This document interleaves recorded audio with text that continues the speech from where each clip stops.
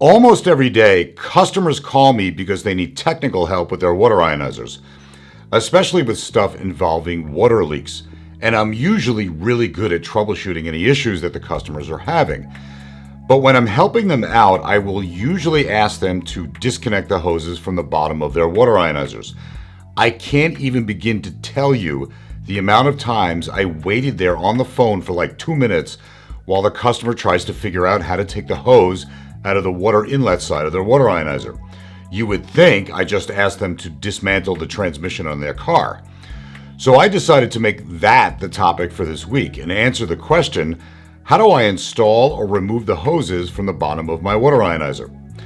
Hey guys, I'm Dean Snyder from SnyderHealth. Welcome to another episode of Water Ionizer Wednesday, where each Wednesday I'll answer another commonly asked question that I get from my customers.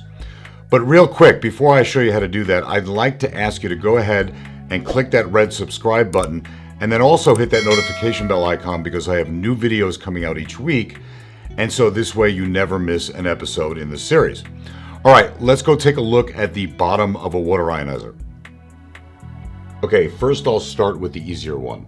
On the bottom of any water ionizer, there's going to be two main hose connections that you'll have to deal with. One will be the water inlet hose, and then the other one will be the acidic discharge hose. Now, on most water ionizers, the acidic waste hose will be a soft gray 3/8 inch hose, and the acidic outlet port will usually be a hose stem where you can attach the tubing onto. So here's the way that works. You should have a pinch clamp, which usually comes with your water ionizer. Usually you find that in the accessories bag. Now you have to take the pinch clamp and use a pair of pliers to squeeze the pinch clamp open like that, and then you slide it onto the hose about 1 inch or 2, and then you take the gray hose and you wiggle it onto the acidic port until it goes most of the way up the stem like that. And then once you're done, you're going to use your pliers again and you're going to pinch open the clamp, if I can get a grip on it, and you're going to slide the pinch clamp onto the hose where it goes onto the stem and then release it. And what that'll do is it'll keep the hose in place and seal the hose around the stem so it doesn't leak. Now to remove that hose, you just use your pliers to pinch the clamp open and then slide it back off of the stem, and then you'll just wiggle the gray hose back off of its connector. If you lose the pinch clamp, you could always buy a new one at any hardware store for around 50 cents. Now let's talk about the one that gives everybody the most trouble, and that's the water inlet hose, which is usually the white hose but can be any other color. It's just that white is the most common. Now on some older models, the water inlet hose will be a similar hose to the acidic waste hose and will attach with a pinch clamp just like the acidic waste hose did. But most water ionizers will have a 1/4 inch water inlet hose that's made of a hard polypropylene plastic. And the water inlet connection on the bottom of the machine will usually be what's called a John Guest push connector fitting. With this type of connector, you don't need any type of clamp to hold the hose in place. The hose actually locks into place once the hose is inserted into the connector. Let me show you how to do that. The first thing is just make sure that the end of the hose is cut at a straight 90-degree angle. There shouldn't be any angles at all in the hose cut, and the end of the hose needs to be a sharp, even cut and not all jaggedy on the edges. If it is, just get a razor or a pair of scissors and cut the hose nice and straight. Just take the hose in your fingers and push the hose into the connector until it goes all the way in. And I mean all the way in. The hose will come to a stop once it's all the way in, but here's a little tip.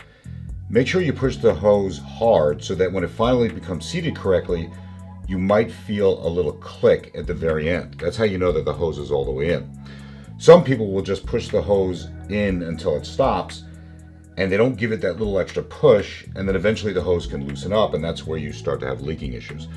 So push it in all the way until it clicks. Now, if the hose is seated correctly, you should be able to give the hose a little tug and it won't come out. Matter of fact, you can pull it, tug it, yank it. It won't come out if it's seated correctly. That's the beauty of these type of connectors. But it's also the curse when it comes to helping customers troubleshoot leaking issues. And that's because they can't for the life of them figure out how to get it back off again. But it's super simple. Let me just remove the hose quickly and I'll show you. If you look right here at the entrance to the connector, you'll see this little ring here. This ring is called a collet. This is part of the hose locking system. See this collet here? Okay, now I'm going to put the hose back in and then show you how to remove it again. When the hose is in, it will not come out no matter how hard you pull on it. It's supposed to be that way. What you need to do to get it out is to push the collet back in towards the connector and hold it in while you're pulling the hose out. You can usually use your fingertips, but if you can't reach it very well, you could always use the tip of a flathead screwdriver or a butter knife. Let me stick that back in again. You see, you push the collet in. You're pushing the collet in towards the connector. So you hold that collet down and you pull out the hose. Very simple. If you don't push the collet in, you will never get the hose out. You really need to hold the collet in place while you're pulling the hose out.